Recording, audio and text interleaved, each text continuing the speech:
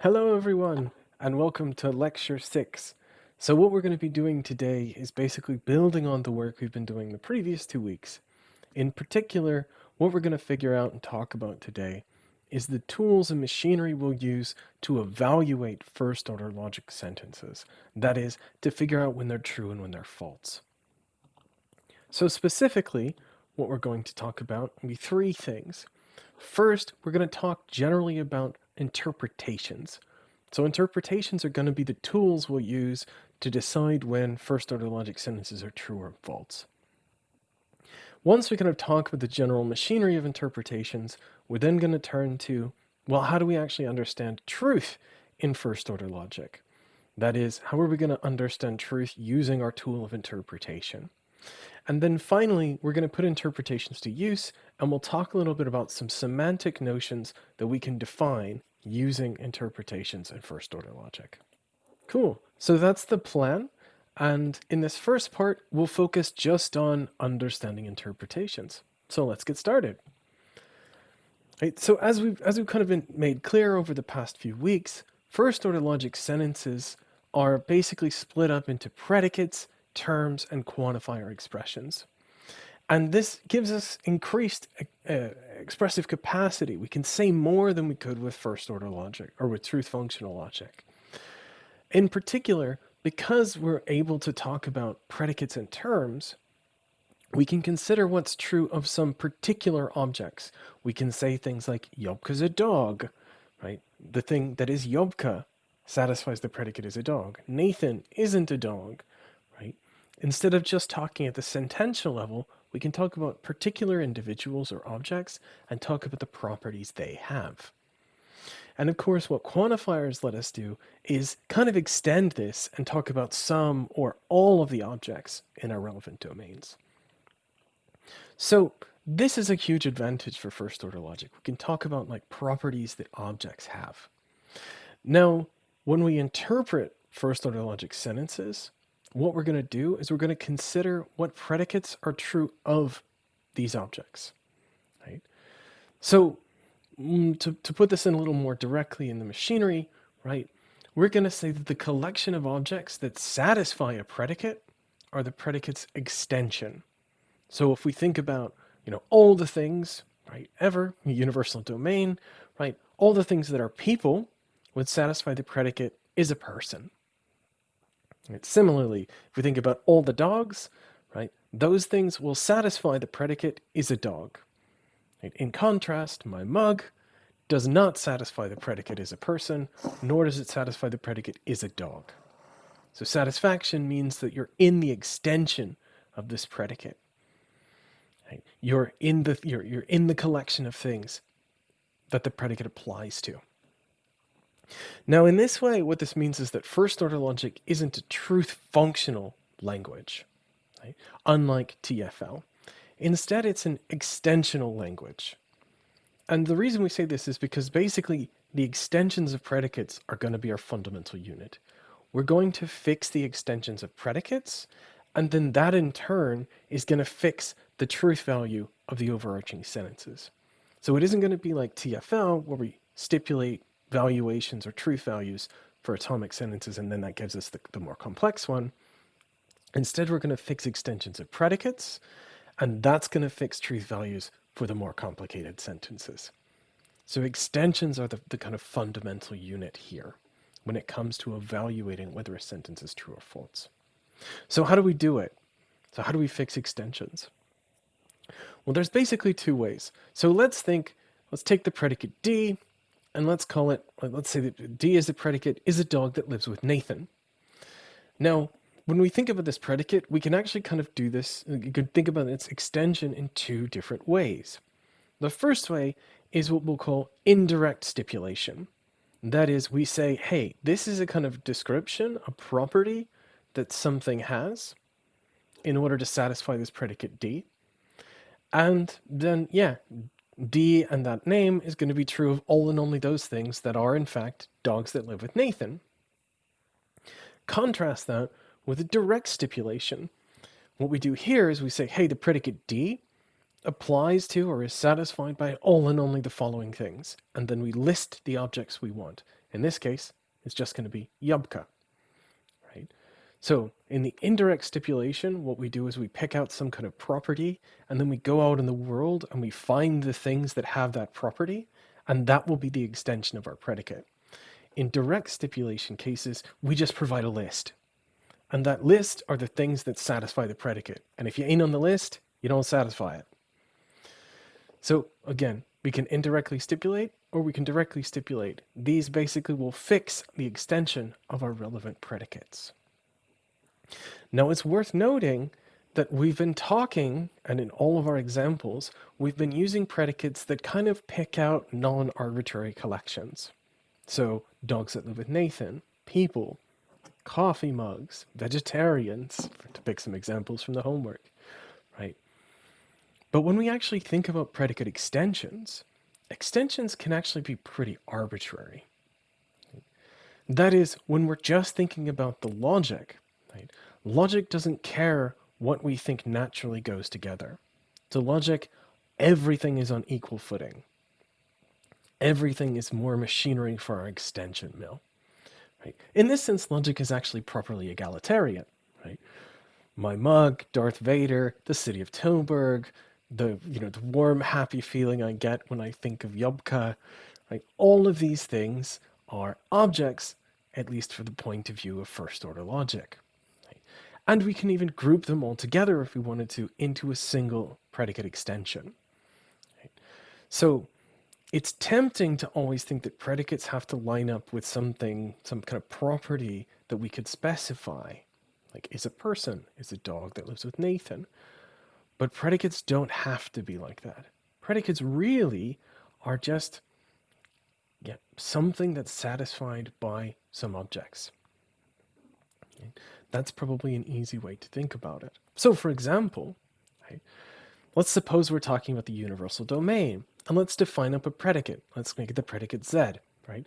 Z, we're going to stipulate, is true of all and only the following things. Me, the Eiffel Tower, and everyone who's ever lived in Tilburg. Right?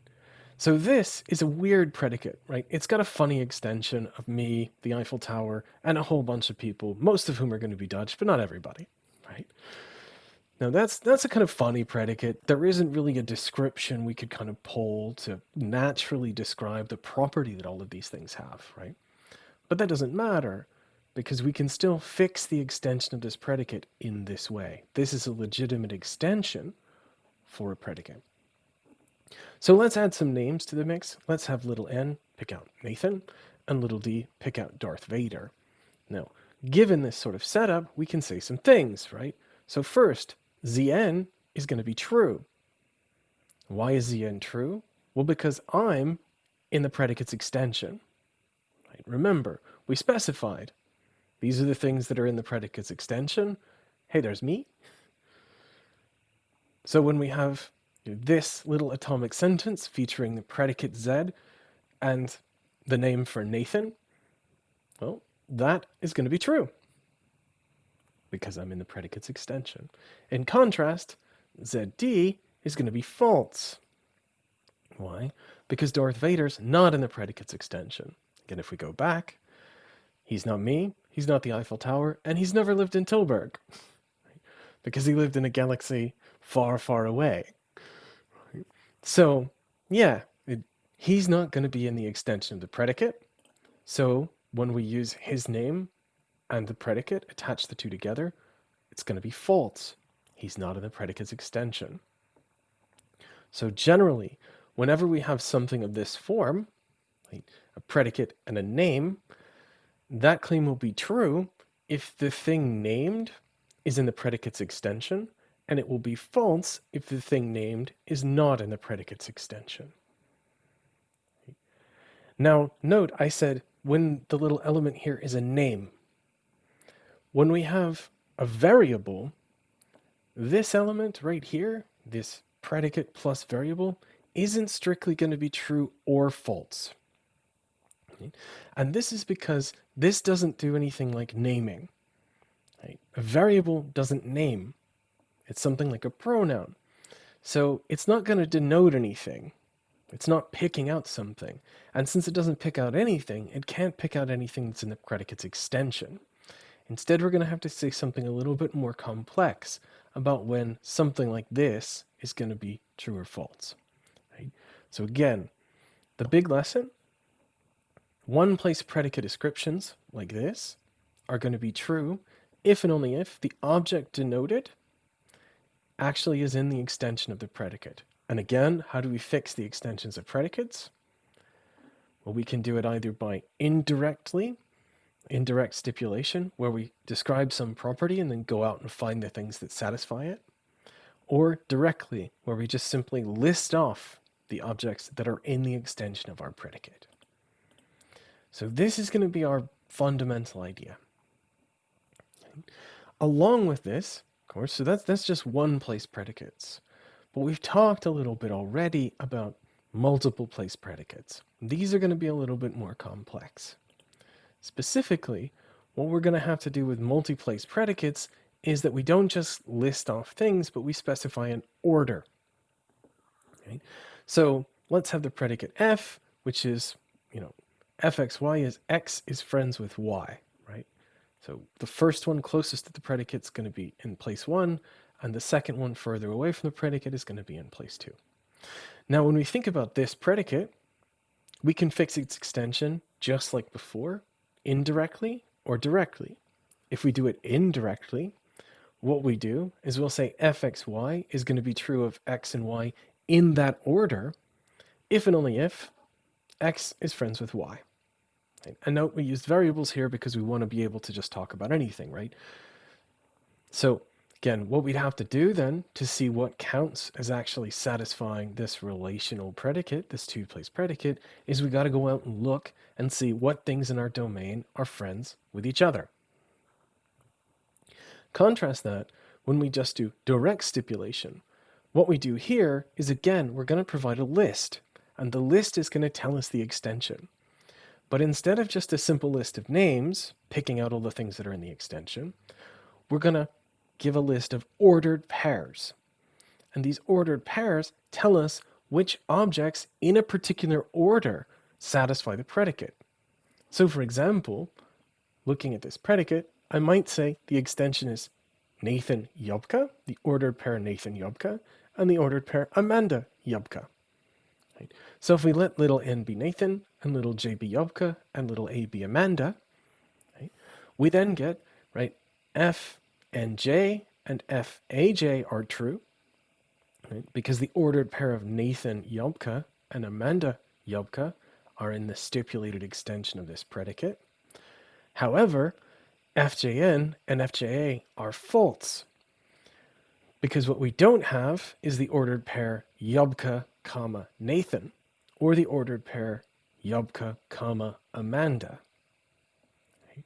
So ordered pairs give us a way to say, hey, when you plug the names in, you need to plug them into the order that they're written. Nathan goes in the one spot, Yobka goes in the second spot, Amanda goes in the one spot, Yobka goes in the second spot. And if we don't have that particular order specified, then the claim's going to be false. So it's very similar to the one-place case, where, again, claim is going to be true, right, if the relevant objects named in that order satisfy the predicate. Right? And it's going to be false if the objects named in that order fail to satisfy the predicate. So again, these relational predicates work very similar to, but slightly different from, the one-place ones. In the one-place ones, we could just give a list. Right? In the two-place ones, we have to give a list of ordered pairs. Can't just list one object by itself. Right? Note, even in the case if we wanted to say like Yobka's friends with herself, right? So we could put FJJ, but then we'd still have an ordered pair. It's just Yobka written in both spots. Good. So we're getting a kind of grip on what we're going to do with regards to our base unit. Our base unit's going to be a predicate and a name. So note, there is one predicate that's special. Normally with predicates, we have to fix extensions, and we do it indirectly or directly.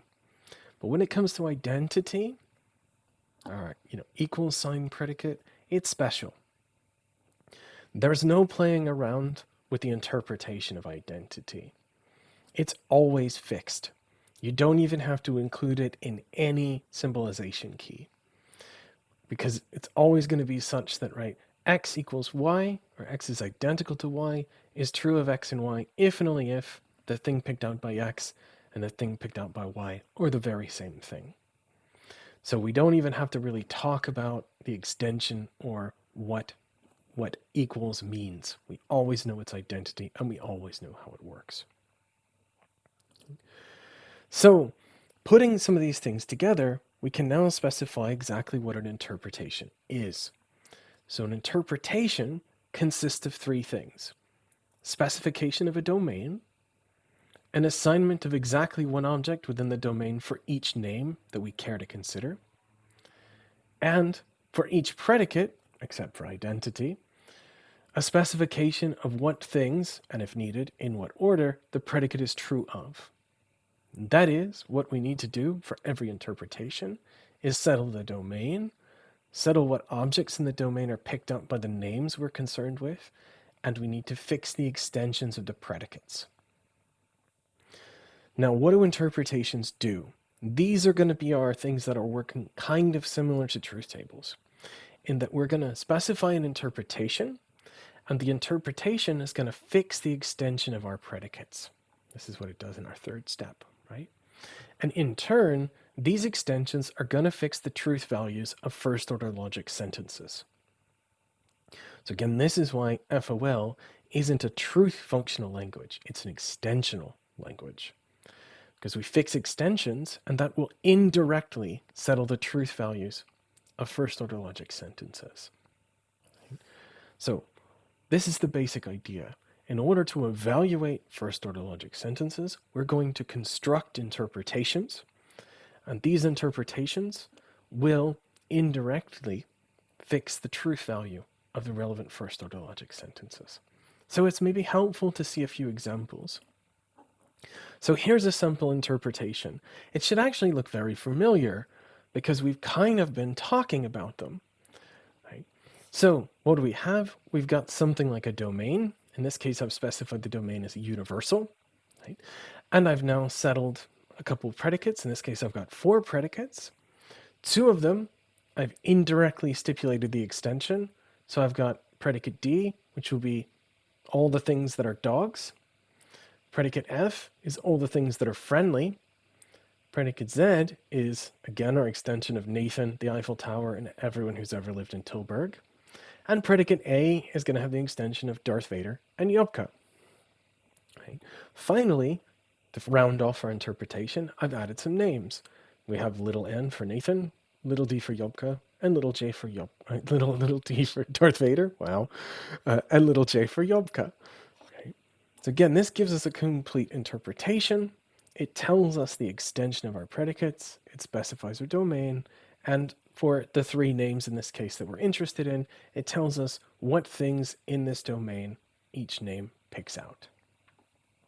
Armed with this, we could then go and evaluate some first-order logic sentences. So for example, on this setup, capital A, J is going to be true because Yopka is in the extension of the predicate A. Similarly, capital D, J is going to be true because Yopka is in the extension of the predicate is a dog. Now note, again, this draws out already the 2 different ways we can specify the extensions. We can either do it indirectly, where we need to go out and find the things that are dogs, as we did maybe with Yopka, or we can do it directly, where we just list off the things that are in the extension. In this case, it was easy because we could just see, hey, Yopka's on the list, so Yopka's going to satisfy the predicate A. Good. So it's notable that we can also provide interpretations diagrammatically. And in fact, we talked a little bit about this in some of the tutorials. So, right, here we might think of R as a 2-place relational predicate.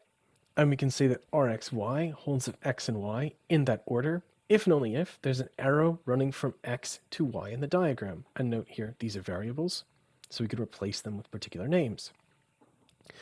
And when we're doing a diagrammatic interpretation, our domain is specified simply by including the relevant elements in our diagram. So here we have 4 things, right, in our domain. We have A, we have B, we have C, we have D. We don't need to specify additional names because they're simply labeled. The nodes are simply labeled, right? And the arrows, as this indicates, are going to tell us when the relation holds, right? So this tells us, right, RBC. This tells us RCA. And these ones, this double-headed arrow, tells us RAD and RDA. So on this diagrammatical interpretation, just to pick a few, RAD, RDA, and RBC are going to be true because these ordered pairs, the ordered pair AD, the ordered pair DA, the ordered pair BC, are all going to hold in the extension of the predicate R. In contrast, RAB and RCB are false. Why? Well, we can think about it in terms of, again, ordered pairs. In this sense, the ordered pair A comma B isn't in the extension. Or, thinking about it diagrammatically, you just say there's no arrow that goes from A to B. If there was an arrow, then RAB would be true. But because there isn't an arrow, this claim is false. So diagrammatic interpretations are very useful if we're dealing almost entirely with 2-place relational predicates. So these are something we'll come back to, and we'll talk a little bit about it in the tutorials. But again, the basic idea here I hope is kind of clear. On our interpretations, what we do is we specify a domain. We provide the relevant objects, if we're thinking about any names, what objects those names pick out in our domain, and most importantly, we fix the extension of the relevant predicates. And we can do this extension fixing either directly, where we just simply list the objects that are in the extension, or indirectly, where we specify something like a property, and then we need to go find the things in the domain that satisfy this property. Either way, what we're doing is we're fixing extensions. And that's going to be the first step. Because as we said here, right, what we're going to do is we're going to fix the extensions of our predicates, and these extensions are then going to indirectly settle the truth value of all of the other first-order logic sentences. So cool, that's our first step into evaluating FOL. What we're going to do in the next part is we're going to use interpretations to define truth in first-order logic. So thank you very much. Look forward to talking with you in part 2.